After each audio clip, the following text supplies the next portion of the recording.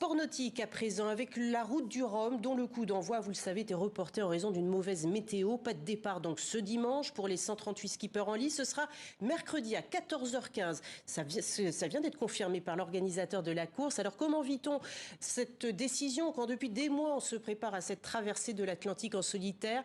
Bonjour Kenny Piprol. Merci d'être avec nous en direct de la Cité Malouine. Vous n'avez que 25 ans, c'est votre première participation à la route du Rhum, destination Guadeloupe, dont vous êtes originaire. Ce report, comment le vivez-vous? Jamais ce n'a été arrivé depuis le début de la course en 1978. Oui, tout à fait. Donc, c'est vrai que ça fait bizarre.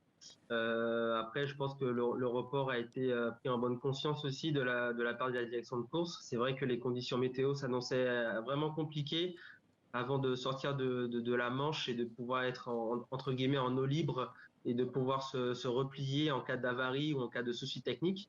Donc voilà, c'est une course qui va repartir donc mercredi, comme vous l'avez dit, avec tout le monde à égalité. Et puis comme ça, on pourra mieux savourer la beauté de ce sport. Et voilà, nous, sinon à Saint-Malo, moi je profite on profite pour tous peaufiner la météo, regarder un petit peu quelle sauce on va être mangé, en tout cas la semaine prochaine. Les conditions s'annoncent en tout cas meilleures, forcément.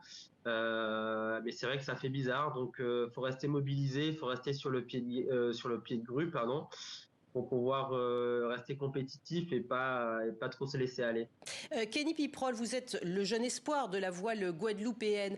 Cette course vers chez soi, vers chez vous finalement, est-ce que cela donne une source de motivation, peut-être une force supplémentaire par rapport à vos concurrents? Ah, peut-être, en tout cas peut-être la force de l'esprit. C'est vrai que ça fait plusieurs années que je prépare cette course.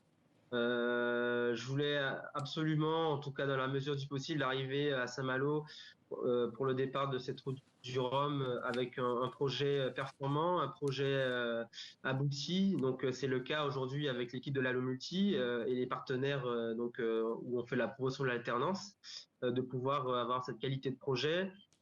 C'est aussi voilà tous les Guadeloupéens, Guadeloupéennes que j'embarque aussi avec moi. Donc c'est vrai que j'ai un petit peu, on va dire, une responsabilité en tant qu'ambassadeur antillais qui m'ajoute un petit peu plus de pression aussi, on va dire. C'est vrai. Mais c'est Kenny vrai que Piprol, voilà. je voulais vous demander, parce qu'il nous reste une minute, excusez-moi de vous interrompre, mais on a dit la COP 27 s'ouvre aujourd'hui, et vous partez justement à bord du Cap-Tête Alternance. Un bateau, c'est le premier bateau recyclable. Racontez-nous ce que c'est exactement. Tout à fait, c'est un bateau donc qui est en résine thermoplastique.